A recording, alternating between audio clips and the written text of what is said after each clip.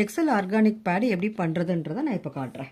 So under sheet, இதுக்கு மேலே வந்துட்டு பருத்தி பஞ்சு.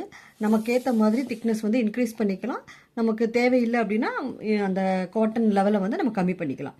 இதுக்குள்ளே வந்துட்டு நீம், துளசி, அலோவேரா, கஸ்தூரி மஞ்சள் 3 பவுடர், ஹெர்பல் பவுடர் ஈக்குவல் குவான்டிட்டியில் மிக்ஸ் பண்ணி நான் அதை ஸ்டோர் பண்ணி வச்சுருக்கிறேன். ஸோ இதில் இருந்து ஒரு 1/4 ஸ்பூன் நான் இதை எடுத்து நடுவில் ஃபுல்லாக நான் ஸ்ப்ரெட் பண்ணுறேன். இப்போ இது மேலே கவர் பண்ணுறதுக்கு ஒரு காட்டன் கிளாத்து,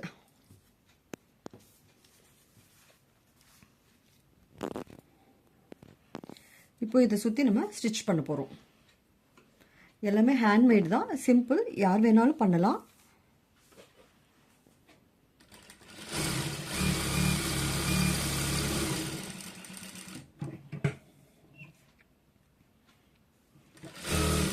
ஒரு ஸ்டிச் போட்டாலே போதும், நமக்கு வந்துட்டு ஸ்டிச்சஸ் வந்துட்டு பிரேக் ஆகாது.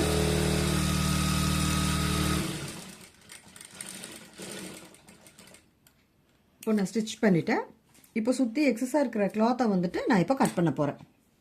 இதெல்லாம் இப்போ வந்துட்டு கட் பண்ணியாச்சு.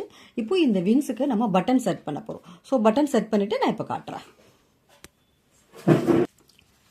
விங்ஸுக்கு பட்டன் அடித்தாச்சு. ஸோ இதை எப்படி செட் பண்ணுறது அப்படின்னா, பின்னாடி பாருங்கள், உங்களுக்கு லாக் சிஸ்டம் மாதிரி இருக்கும். இதை நீங்கள் வந்துட்டு லாக் பண்ணிட்டீங்கன்னா உங்களுக்கு கிரிப்பாக இருக்கும், உங்களுக்கு வந்து லூஸாக இருக்காது. எந்த ஆக்டிவிட்டீஸ் வேணாலும் பண்ணலாம். தேங்க்யூ.